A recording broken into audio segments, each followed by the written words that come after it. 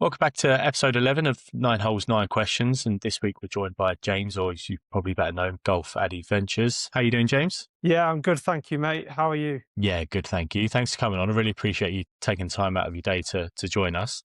I'm sure most people do know about your online content, but if you could give us a bit of an overview about, who you are, what you're doing, and the sort of content we can see from you online. Yeah, so I'm mainly just on Instagram, obviously GolfAddyVentures. It's purely just honest, relatable golf from a Yorkshire pudding, and that's me. Yeah, I'm amazed that people want to follow the journey, and I'm so grateful that they do, because it's very much a passion project for me. Yeah, I think it's amazing how much of an audience relatable golf has got. I think I think there's a perfect place for polished golf, and we see it week in, week out with PGA and Live and stuff like that. But the audience is around people who actually like seeing people just playing, as we all do. It's been huge, isn't it? Yeah, well, I mean, let's face it, the top 10% of golfers in the world can all hit a great shot. But what about the other 90% that need representing? I mean, everybody that I know goes out and hits a rubbish shot. I have to watch my language. Yeah. But that, for me, is where the humour is. That's where the funny stuff is. That's where the relatable stuff is. And that's where you can get the most connection, a bit of banter with the people that you're playing with, and kind of reminisce about after the round. So I love that side of it. It's the most real side of it, isn't it? Really. I mean, I know you can watch pro golfers and that is as real as anything, but these guys are spending hours and hours and hours every day, hitting thousands of balls every day to be perfect. The average weekend golfer can't really relate to that, can they? They're never going to be able to hit like those guys can. No, but the beauty of it we can dream of it, I think. Every now and again, and I mean, you'll hit that shot and you're just like, oh my God, I've got it. Where's the PGA Tours on the phone? Yeah. But it's so much fun to kind of have that unpredictability, and then when the good shots come, enjoy them. But equally as important, or my mantra is, enjoy the good shots, laugh at the bad ones, and then you can't have a bad round of golf. That's just my hot take. Absolutely. No, I love that. I think that's a great mantra to work by. Well, if it's okay with you, James, we'll move into the questions. So if you don't mind, could you take me back to your early memories of golf? Where did it all start for you? Yeah, so I mean, I became a proper golfer, quote unquote, during COVID. Obviously, I have been obsessed with sports my whole life, but my primary two sports were always football and boxing. My dad played golf loosely growing up. Used to go out with my uncle quite a lot, and obviously you couldn't escape Tiger. I was born in the early 90s, so you couldn't escape Tiger during that 2000 run. So I was aware of golf. I just never kind of dipped my toe into it. Maybe went to the driving range a few times, hit a couple of balls, but it never went further than that, although I was pretty good at mini golf. Yeah. When it became kind of hook, line and sinker for me was COVID. So somebody that I used to go to the football with invited me to the driving range. He's a very good golfer from the Lake District called Louis, and he kind of showed me the basics. And I think once you've hit that first good shot out the middle, it's game over. Yeah. It's game over. You just want to do it again and again and again. And it's the endless pursuit of perfection, right? Absolutely, yeah. It's when that second shot doesn't go quite as well as that first one. It's just the frustration starts then, doesn't it? It's just your never-ending chase. Yeah. 1 minute, I've got it. The next minute, it's gone. Yeah. Where's it gone? Yeah. You're right about the Tiger side of things. That early 2000s, I think, even if you weren't a golfer, even from like a gaming perspective, there was no escape from it, was there? People who had never played golf in their life were picking up, PGA Tour games and whatever else to just join in. It's almost like it subconsciously bred a generation of golfers who, when they could get out, probably could. I mean, he really is the guy that shifted the needle for golf, wasn't he? I think he was probably the first one that became super athletic, the first one that kind of broke into every household in terms of a household name and really transcended above golf itself. I mean, I guess an obvious comparison would be basketball. If you're not familiar with basketball, you'll still know who Michael Jordan is, or maybe LeBron James. Same with kind of baseball. I know nothing about baseball, but everyone's heard of Babe Ruth. It's I would put him in that kind of category. He's one of the first. I know there is the Nicklauses and Gary players and stuff like that, but he's probably the first one to turn himself or to almost become a brand, which obviously now later down the line it has become its own brand. At the time, it was Tiger Woods, absolutely. All the TW caps, like golf, basically became Tiger Woods' pet project almost, wasn't it? So synonymous. Although, that being said, yeah, I did, how he's got the Sunday Red brand? Obviously, he was arrested. Oh, yeah. Very recently. Somebody sent me an AI-generated image of him in an orange boiler suit, but with the logo Friday Orange. I thought that was genius. Okay. They've not hung around, have they? With hooking onto that. It's been absolutely everywhere the last couple of days. Yeah, it'd be interesting to see how that plays out with the Masters coming up, actually. Yeah, for sure. Quite funny to see what happens there. Moving into your golf game now then, James. So what's what do you play off handicap? What are you scratch or what level do you play off? I'm scratch when I hit the pillow and then I wake up and come back to reality. Yeah. I'm currently 9.3. So in that single digit range, that's happened in the last year. I feel like something's finally kind of clicked and I'm kind of happy where it's at right now. I mean, I'm quite a big guy, so I'm 6'5". So distance isn't really an issue, whether that be through pure genetics and just swing mechanics and pure luck. I don't care, I'll take it. Yeah. But the short game is obviously where all the scoring's done. So I've really been trying to work on that for the last kind of 6 months through winter. The ambition this year is I feel like something's clicking. So if I can go start knocking on the door of sub 5, I think that's where I would be happy for eternity. But the only caveat with that is once I go sub 5, I've got to stay there forever and I can never go back up. But obviously I'm living in fantasy land. Be a nice world to live in, wouldn't it though, if that was a situation. Yeah. You say something's clicked this year. What do you think it is? Is it something that you've particularly you said you worked on putting and short game over the winter and stuff. Do you think there's something in particular that you've just ground out and has caused you to get that drop down to single figures? Or yeah, absolutely. And funnily enough, it's nothing to do with a golf club. It's all to do with course management. So first and foremost, keeping the ball in play, knowing your shot shape and trusting it. So you can completely, I play quite left to right and I'm comfortable playing left to right. So if I know I'm comfortable hitting that shot, I can take one side of the course completely out of play and play the percentages. Yeah. Bringing that into play has been massive.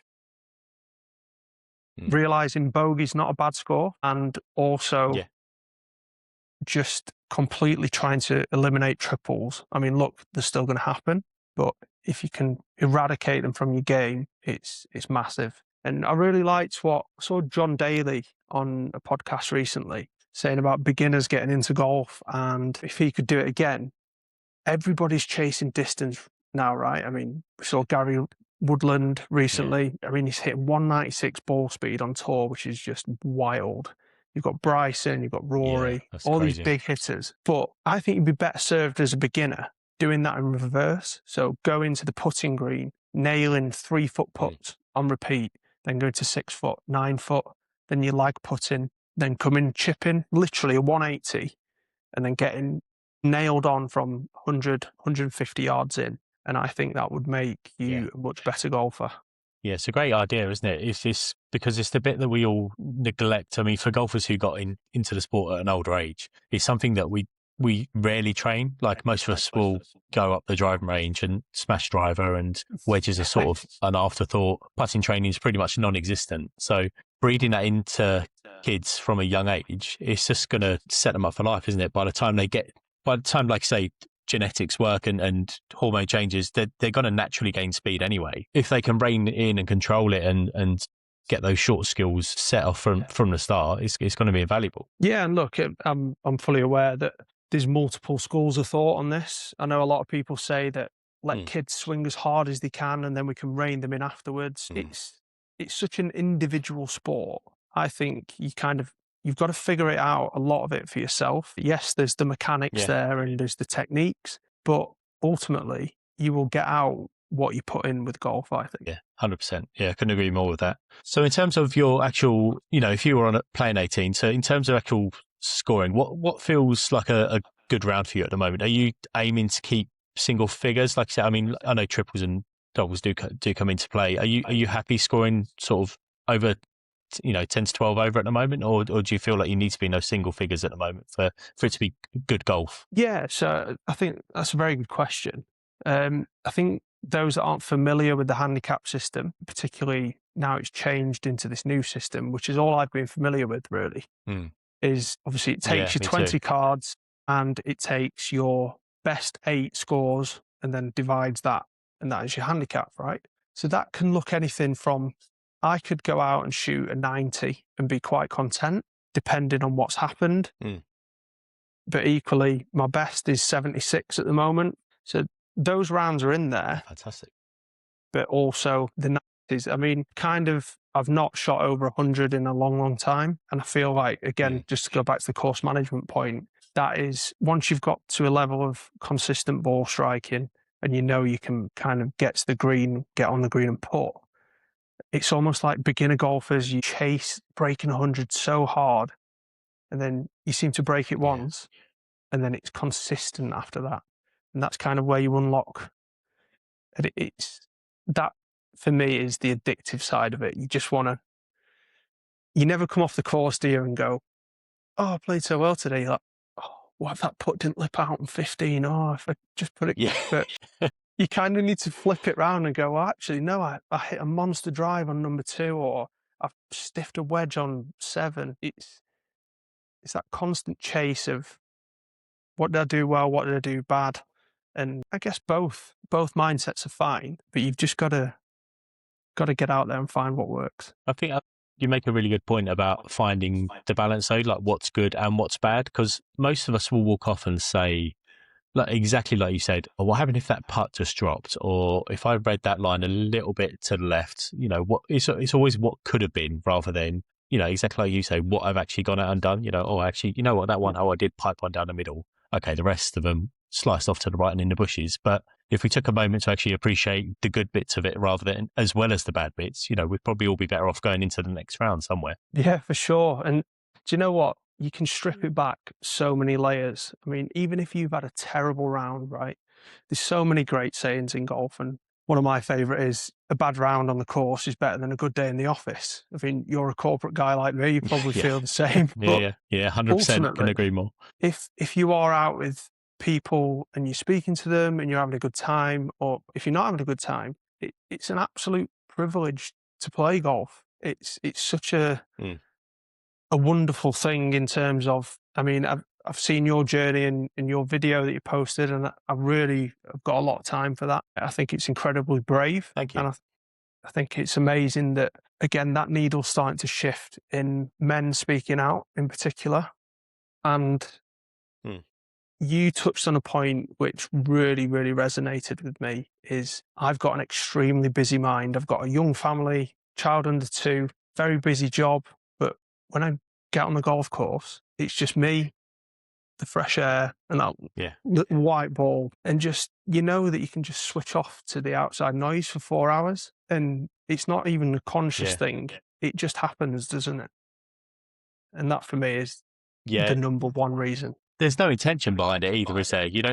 I don't go to golf and think I'm not going to think about anything else for these next 3 or 4 hours or however long I'm out. It's almost just becomes a secondary part of the game. It's just, it allows your brain just that little break to focus on what you're doing in that moment. It's almost a subconscious thing, I think, in a way. It's hard to explain. Yeah, it very much is. And I mean, if you're not into golf, you won't understand. And I mean, going back to the first point, I probably mistakenly thought golf was quite nerdy, golf was quite uncool. But I think, again, that needle has completely shifted to, it's almost become like the cool thing now, hasn't it? And golf clubs are now packed. Yeah, there's a huge trend in golf. Yeah. Yeah, and it's great to see, because for me, like I say, I'm not from any money or anything like that. I'm not from like a privileged background. And I almost maybe thought golf wasn't like on my radar. I always thought it was this posh, middle class, old guy sport.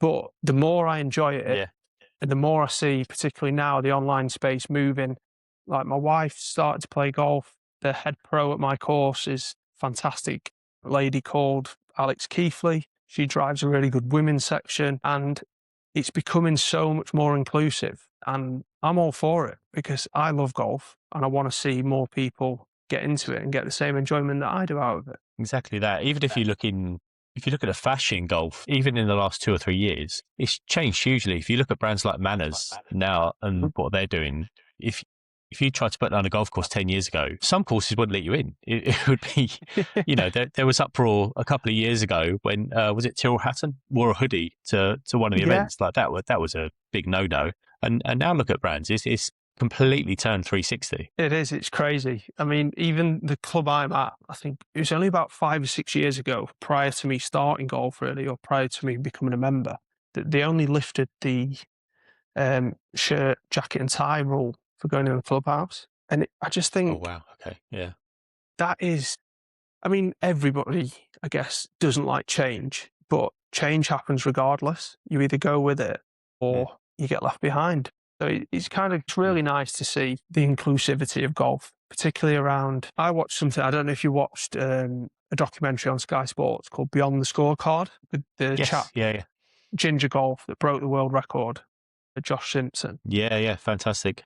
So I was lucky enough to play with Josh for 36 holes as part of his challenge. I went down to his final round at the Caversham and went to his last record-breaking day down in Princes. And watching that documentary, there was a blind golfer. Obviously, there was female representation. There was a disabled chap who lost the use of his legs. And I never knew that was possible with golf, but it's just incredible to see. And it's really like kind of heartwarming to watch. I mean, even rewinding the clock, I can't remember the event, but Tiger Woods was speaking about, because of the colour of his skin, he couldn't go into a certain clubhouse. And his response was, where's the first tee? What's the course record? And I can't believe that's even in my lifetime. So to see that it's come so far in the last 30 years is really promising. And I think the game's in a good space. I know, obviously, yourself, you're a creator in the online golf community. I've never known an overwhelmingly positive space such as Instagram, which is my medium. There's so many good comments, so many supportive people, some really, really great people on there. And I guess long may it continue. Yeah, absolutely. Yeah, it's been fantastic, hasn't it? I think communities like our one on Instagram and other social media platforms it's been quite amazing. I went to a creator day last week before, and it was the second year they ran it. And I went for the first time last year, and I walked in. I was like, I sort of vaguely know one person there, and I'll probably feel a bit awkward all day. But by the end of the day, God knows how many people who you sort of recognise from online, and everyone's we're all just normal people trying to do exactly the same thing. And then to go back this year, it was lovely because it was like walking into a party full of friends. It's a really embracing community. I think that's the only way I can describe it. Like, everyone is cheering for everybody else to do well. I don't think there's many bitter people out there who are watching other people's success thinking, oh, why can't that be me? Or why aren't I getting those numbers? I think it's quite a joyful thing to watch someone you know and you like and you've played golf with actually do really bloody well and start getting the recognition they deserve. But there's no sport like it, is there, where you can meet somebody for the first time and regardless, you are locked in for the next 3.5, 4 hours, where you can't be focused on the golf all the time. You're almost forced to chat to each other. And that's a long time to spend with somebody. I mean, let's say if I said to you, you've got to go and get in a car with a stranger for 4 hours, you'd probably be like, oh, it's a bit awkward. But on a golf course, it's completely lifted because you've got that common interest and you can talk about golf, and then you can laugh at the bad shots, enjoy the good ones, and kind of egg each other on. And there's no sport like it for that kind of human connection other than golf, I don't think. No, there's so my guest on last week's episode was Luke from Mulligan Club. And he made a really good point. He's like, golf is the only sport where you will compliment a complete stranger on an action they've just done. You have nothing to do with it. You'll sit there and go, great shot, mate. But if a bloke crossed the road, you wouldn't then sit there and go, you did that really well, mate. Well done. Yeah, or playing football, you passed that ball really well, didn't you? Fantastic. Well done. So you're absolutely right. You get forced into these situations where you're there for, 4 or 5 hours sometimes with people you've never met, and you just you're not forced to be lovely, but it just sort of just happens naturally, doesn't it? You know, just end up becoming like little mates for that block of time. You might never see that person again, but you've probably still had a nice time. Yeah, I mean, I'm probably so far the other way that I'm probably that annoying hype man. So, you know, like when someone hits a good Yeah, putt and I'm like, oh, get in, and then it falls short and I'm like, oh, I shouldn't have said anything. yeah, It's, I, I just love it. And I think if you speak to anybody that I play golf with, they'll just say I'm that happy-go-lucky Yorkshire pudding on the golf course. You won't catch me being a Mardy bum. yeah. It's the best way to be, mate. Best way to be. So, if we move back to your golf journey, so what is there a particular moment or person you mentioned you got into golf during COVID? You know, what particularly was it there that changed golf for you and made you take it a bit more seriously? Yeah, so there's probably a couple of stories in here which have kind of shaped my involvement at a deeper level. First and foremost, so I'm originally from Sheffield, but my wife is from Preston. There's a bit Okay. of a couple of, well, more than a couple of 100 years of history between Yorkshire and Lancashire and the Red Rose and the White Rose. And Yeah. Yeah.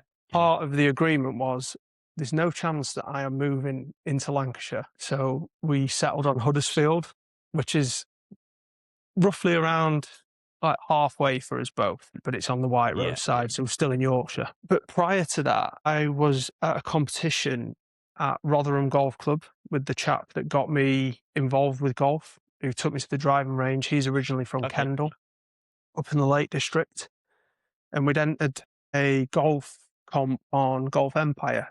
And we got paired up with a father and son. I think I was been playing about 6 months. So it was not long after like the first COVID restrictions were lifted. And Yeah.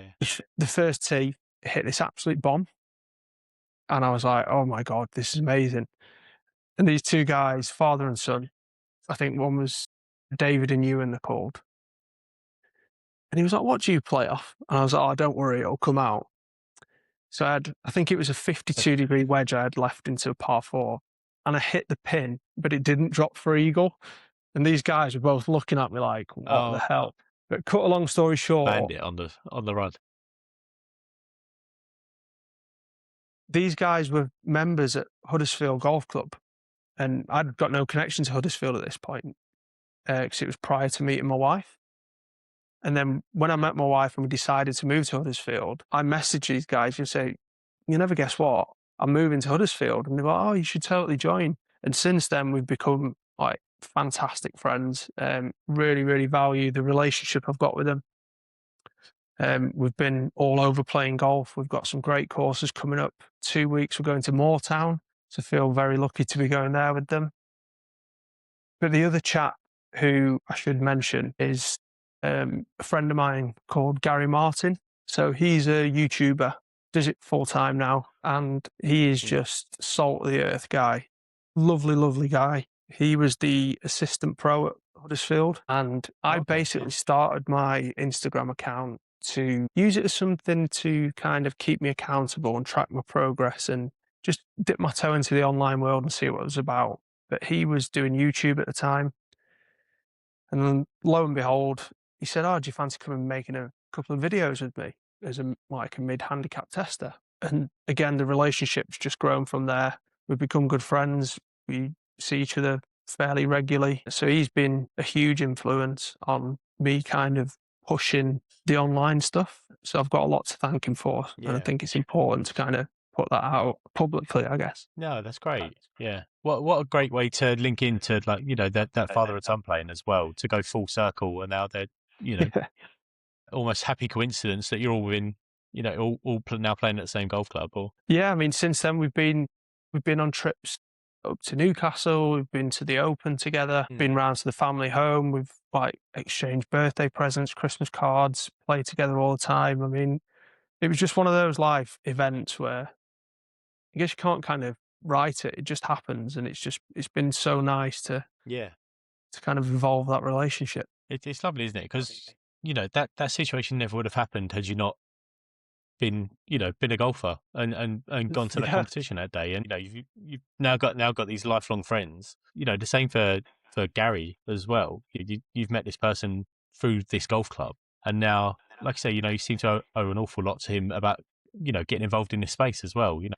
it's amazing how these little relationships can not become fruitful, but can just blossom into something completely different that you're Absolutely. so grateful for. Yeah, and that I think that is the optimum word to use. I am deeply grateful for them. I mean, we live for connection. It's just part of the human makeup, isn't it? Yeah. So if golf can bring that and kind of, like you said, blossom into a further relationship off the golf course, it's just another benefit to golf, Mm. isn't it? Yeah, absolutely. Yeah, what a wonderful benefit to have as well. If we if we took your bag, then James, if we took your golf bag, is there a particular bit of a golf club or a bit of tech, or is there a lucky marker or something that you absolutely just can't live without? What's have you got a story behind that at all? So I've got the prop ready.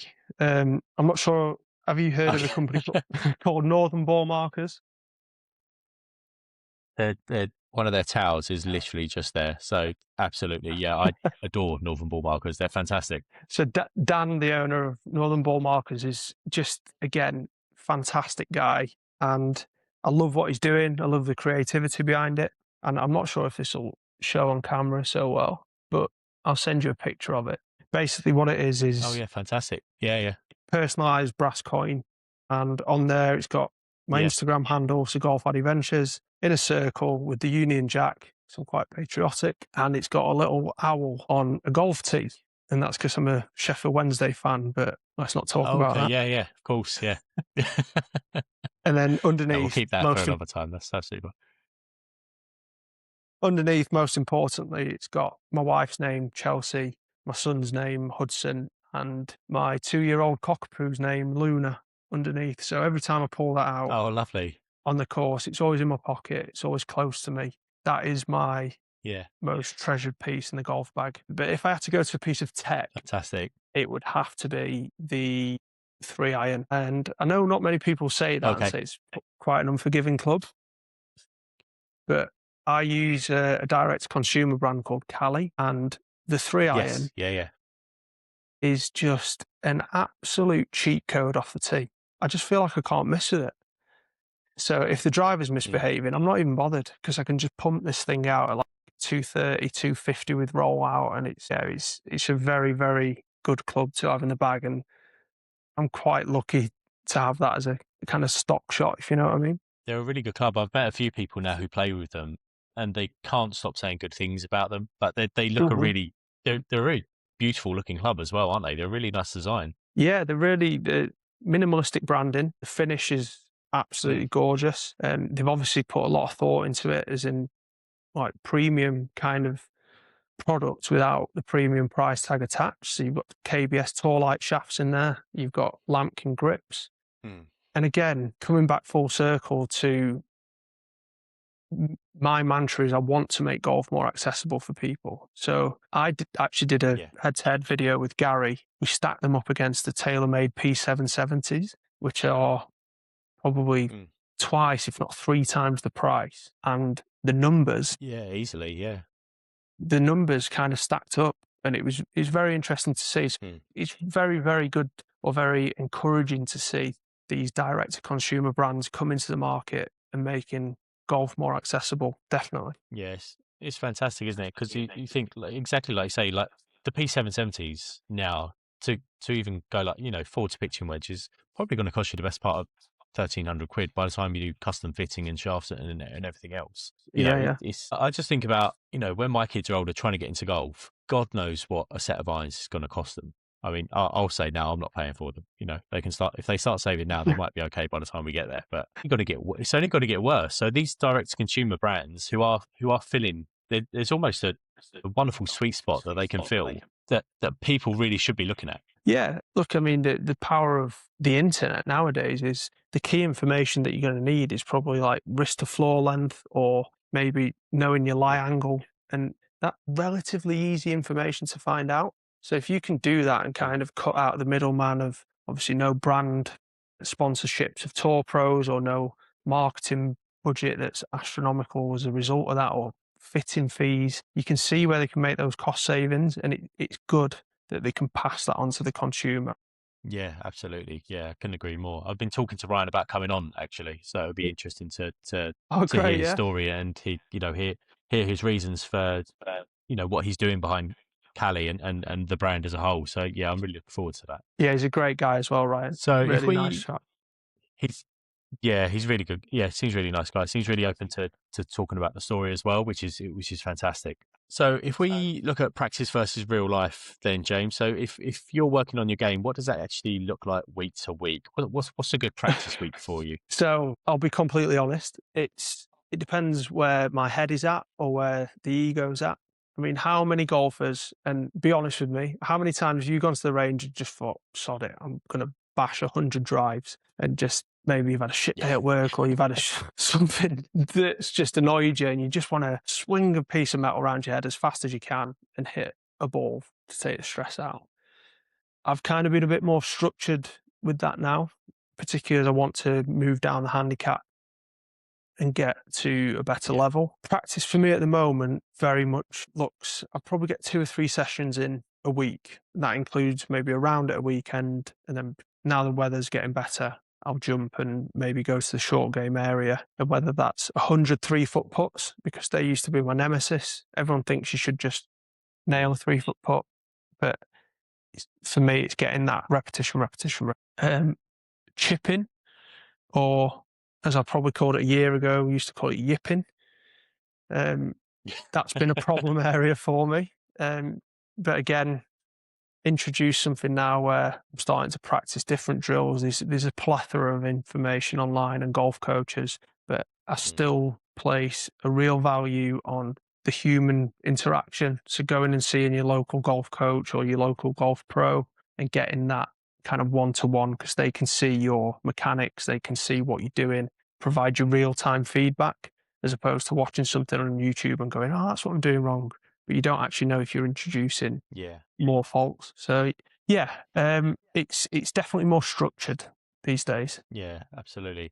I think you make a really good point there about actually going and seeing like your local pro or whoever it is. I use like the Skillist apps now and again Yeah. for, well, I'll do like a monthly Skillist app, but what I do is, so every 3 months or so, I'll actually go and see a local golf coach, because what I find with the Skillist apps is it's great that I can have the drills and the responses there in my pocket. So when you're at the range, you can just, pull it out and think, I'll go back over that or whatever. But what I tend to realize is that I only send the golf coach at the other end one of the better shots, and then they're purely judging me on that better shot. Whereas actually going and seeing someone, they're seeing, the shanks where you've tried to make a little change and it's gone a bit wrong. They're seeing, like I said, the repetition and the drills that you're trying to work on.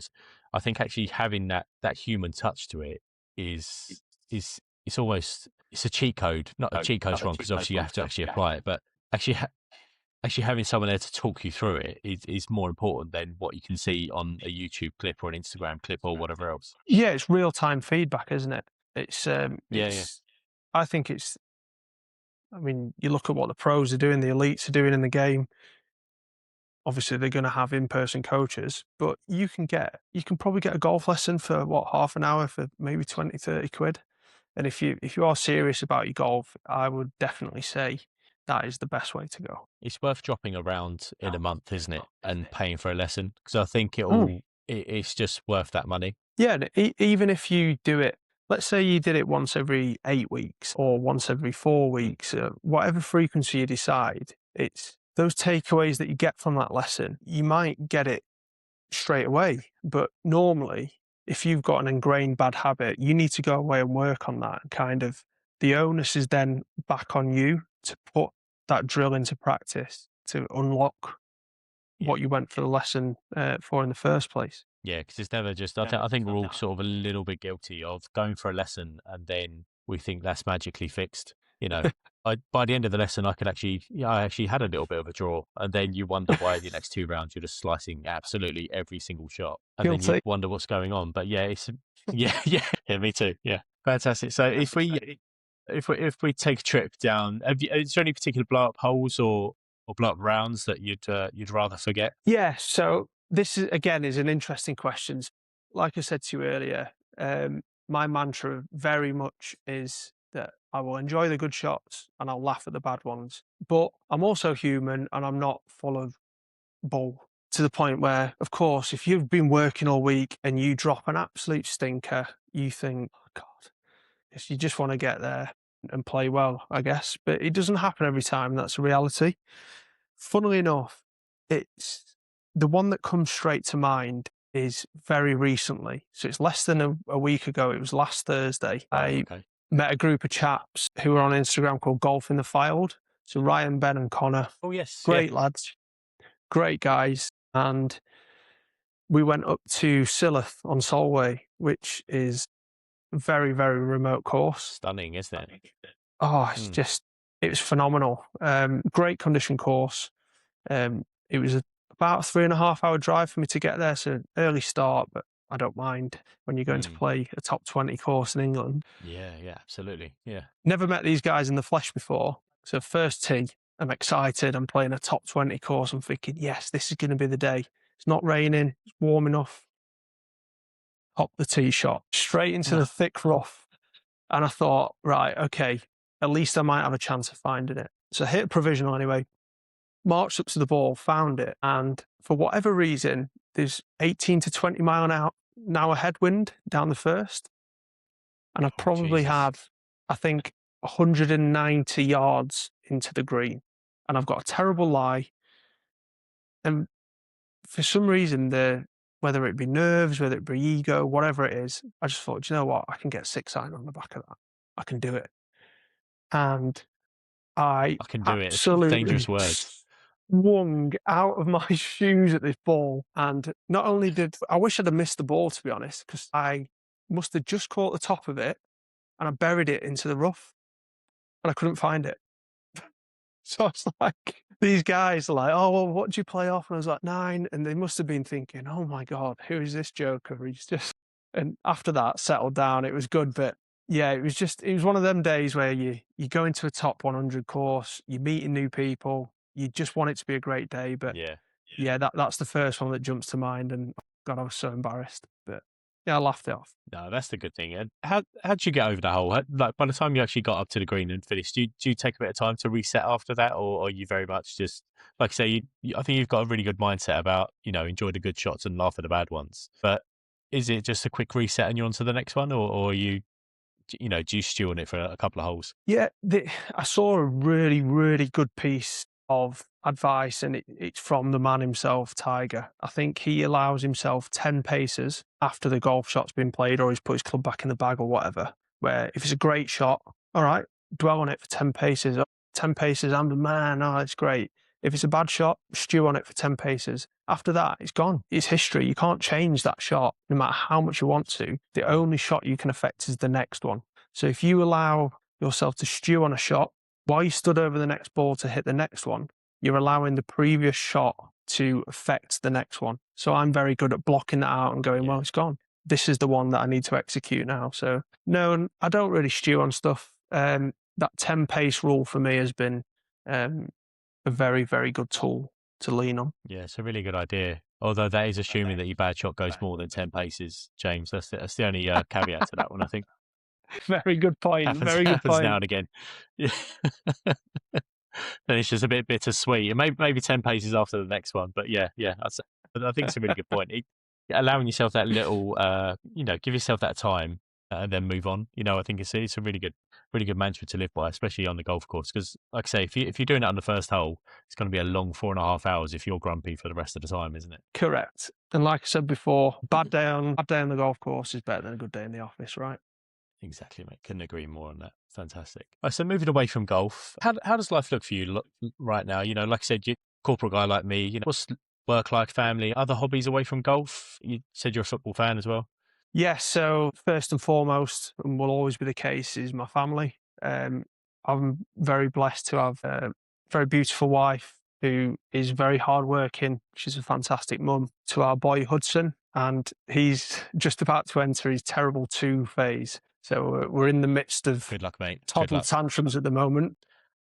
Yeah. But again, we're got a lovely, lovely cockapoo, lovely kind of home life. Very blessed to live up in the Pennines, so very hilly. We can go out on great family walks, not have to spend any money. We're both foodies, we love our food, and yeah, we both work hard. My wife's a barrister, So she's got a very high pressure job. I'm involved in like facilities management, so running rail properties and infrastructure, which again, because the 24/7, 365 facilities, although you might shut your laptop, it's never actually off. The work's always accumulating. No. But again, bringing it back to golf, it's a great way to switch off from all that. If my wife probably doesn't agree, but if Hudson's been a nightmare, I'm like, oh, I might just nip out to the golf course. But um, same with work. It's such a good tool for switching off and just shutting out that external noise for 4 hours or 8 hours, as I tell my wife how long it takes. Yeah, I never guess how long it's going to take over the weekend. It takes a bit of a while to get there. Warming up time, decompress at the end. Yeah, it all adds up. So how do you feel that golf fits into that? Are you fairly, is the family fairly not conscious? Are they good at accepting that you sort of need, you might need that time away to like I say, chip away 4 hours on a golf course is, it's sometimes when the kids are kicking off or it's a bit of a busy weekend, it's not always ideal to try and squeeze that time in, is it? Yeah, no, it's a very fair point. And I used to be a Sheffield Wednesday season ticket holder. I used to go up and down the country watching them, but it became a very easy decision when my wife said, it's football or golf. You pick one or the two. So I was like, well, do I want 11 millionaires kicking a bag of wind around to spoil my weekend, or do I want the onus to be on my own shoulders? And that became a very natural choice. We've got a very good balance. Chelsea was picking up golf, bought a set of clubs, was up at the golf course going to the women's coaching sessions.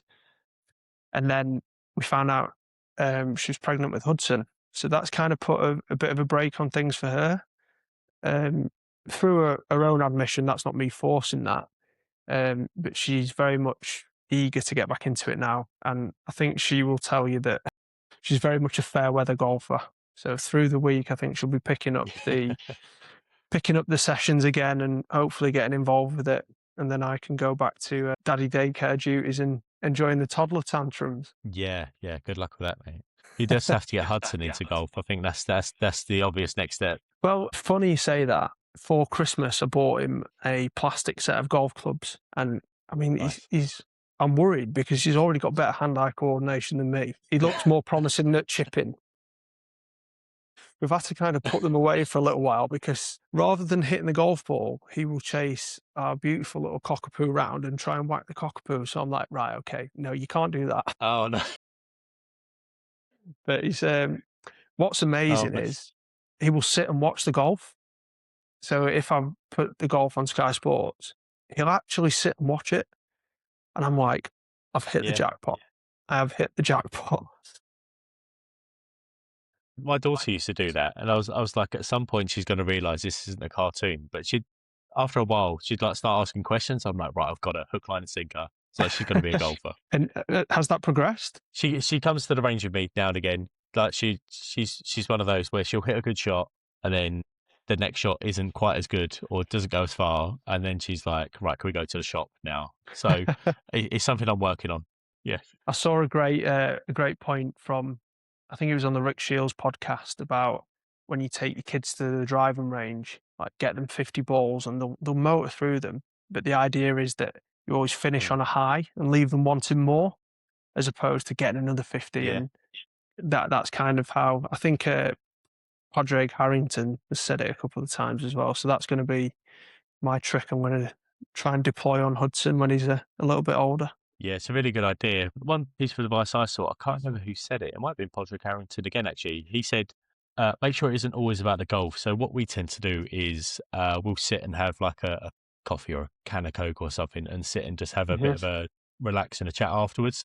She doesn't see the Rangers just being tagged along to, daddy trying to work on his 8-iron swing this week. She sees it as, a bit of a time to chat and have a snack and a drink. And it sort of adds another element to, rather than just daddy's trying to force me to have the same hobby as him. Yeah, definitely. And they're the stuff where the outside of golf, where when you're on a golf course, you're hitting a shot maybe for 2% of the time you're on the course. And it's all that kind of messy middle in between when you're having the conversations, the relationships are building. That can be with friends, that can be with the situation with your daughter, and bonding together. It's just endless, the positivity to it. Yeah, absolutely. Well, if we move on, golf and life can be a little bit brutal sometimes. So when you're going through a bit of a tough patch, James, whether that's, on the course or in life, how do you tend to deal with those things? Do you have routines or people or tips and tricks that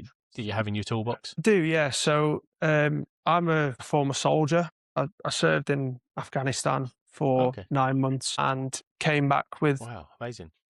not the greatest of memories from that place. But so again, on the flip side of the coin, to try and look at both sides, some of it was great. But I would say resilience is probably part of my makeup. And this, again, not to keep dropping cliches, but there's some really great kind of sayings where I think a really, really good one is life is 10% of what happens and then 90% of how you react to that 10%. And if you can kind of establish that in your brain, it becomes a very powerful tool. There's multiple teachings about when things happen, like an anxious man lives in the past, a fearful man lives in the future, a happy man lives in the present, because no matter what's happened to you, you can't change it. It's happened. What you can change is your reaction to that and how you deal with things going forwards. But all you've got right now is this moment. And then what's going to happen in the future is going to happen. Yes, you can shape that, but how you shape that is what you do with where you are right now. And I think there's been a real positive movement. And I want to give you a bit of praise in particular for the video at the top of your profile where you spoke out and Oh, thank you. you actively said that you were nervous doing that video, but you found the courage to speak about it. And I am under no illusions whatsoever that that video could have potentially saved someone's life. So the fact that you've done that is an incredible gift that you've given to somebody. So man to man, I'm really, I guess we don't say it enough as men. I'm really proud of you for doing that. I think it's a really, really Thank you, James. Yeah, I appreciate that. noble thing to do. So kudos to you, man. Thanks. Thank you. Yeah, it's never easy putting those things out there. I think for me there's probably 5 or 6 versions of that video that I tried to film that day, and I either just couldn't finish it, or I was panicking because someone was walking past, or going to interrupt, or whatever else. But I sort of, after editing it, and I sat stewing, probably hovering a mouse over a share button for God knows how many hours. But yeah, the reaction's been quite amazing.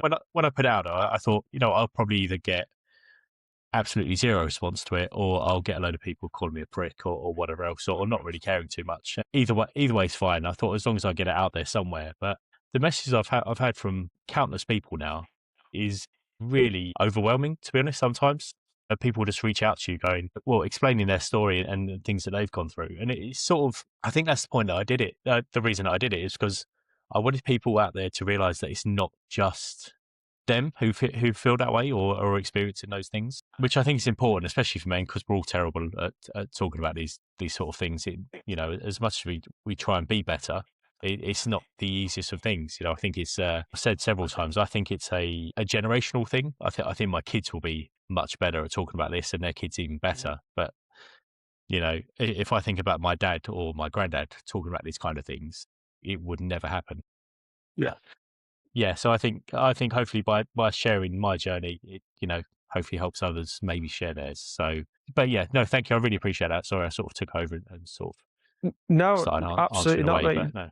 Nothing to apologise for. I think it's such an important message to get out there and to push, because I think for a long time you touched on the generational thing, is that vulnerability has been viewed as a weakness, when my mindset is it's very much not. It's very much a strength. If you can show vulnerability, look, there's always going to be people out there that's going to criticize you. And you mentioned about having the fears of people calling you a prick or disregarding you or whatever. But the funny thing is, it's actually been quite the opposite. It's been the antithesis effect, hasn't it? Where you've got that support. Yeah. And if you wouldn't have put yourself in that vulnerable position, you may not have got that support. So it's it's just, yeah, for me, that message was powerful. And like I said, if it's even had the effect of just making one bloke speak out or not do something that they might regret, that is worth it, right? Yeah, absolutely. 100%. Couldn't agree more, mate. Thank you. So if we fast forward a few years and life's gone exactly the way you planned, whether that's on the golf course or at home or for Sheffield as well, how does that look for you? Oh, that's a very good question. To keep it in line probably with the golf goals, I mean, I find it crazy that I'm in the position I'm at now. It's like I said, I'm just a Yorkshire pudding posting honest, relatable golf content, and that if people want to follow along that journey, they're more than welcome. The numbers don't particularly, I don't want to say they don't mean anything to me, because of course they do, but I'm deeply, deeply grateful for the opportunities that it's bringing. And if I can share the love of golf and the opportunities that I get with other people as a result of that, then it's a win-win all round. And if that continues to grow in the fashion that it is, yeah, long may it continue. Ultimately, if I'm not going to shy away from it, if it could ever become a way of bringing in an income and I could shut the laptop and the anxiety-inducing Microsoft Teams call ringtone, then yeah, bring it on. I guess, like, to come back to what I said before, I take it one day at a time. That doesn't mean that I don't have a strategy or that I'm trying to push it. But yeah, I'll wake up tomorrow. I'll probably still love golf. I'll probably still post a shank every now and again. But if it leads to somewhere, great. If it doesn't, I'm still playing golf and meeting great people like yourself. So I'm happy. And what about James away from the golf course? What does life look like in the next couple of years for you there? Priority number one is obviously my son, making sure that he's happy, educated, fed, looked after, and then again in the same vein that my wife is the same, spending time with family, spending time with friends, making sure that those around me are just living. And I guess it's easy to focus on the positives, but I will go with being honest and kind of knowing that if they need me, I'm there. So yeah, just want to keep doing what Matthew McConaughey says. I'm just living life, man. Exactly. That's a That's what it terrible should accent. be. Yeah, fantastic.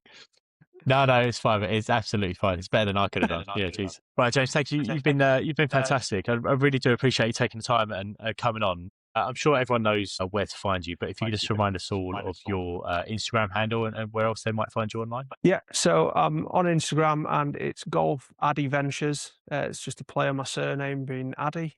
So if you look me up on there, if you want a round or you want to send me a message or want to laugh at my bad shots, get involved. Lovely stuff. Okay, mate. Thank you again. I really do appreciate you taking time out of your evening to do this, and I look forward to seeing the content and how it all goes in the future. Yeah, thank you for having me on, and fingers crossed we can bridge the internet gap and maybe tee it up one day together, mate. 100%, mate. Yeah, I'd absolutely love that. Yeah, be fantastic. Thank you. Thanks, James. Speak soon. Cheers. That was another round of 9 holes, 9 questions. Huge thanks for listening. I hope their story in golf and everything behind it gave you something to think about in your own game and your own life. If you enjoyed this episode, it really helps if you follow the podcast, leave a rating or review, and share it with a golfer who you might feel will get something from it. You can find me over on social media as Golf Saved My Life. Come say hi, tell me your favourite hole from this episode, or let me know who you'd like to hear on the show next time round. I'm Sam, this is 9 Holes, 9 Questions, and I'll see you on the next tee.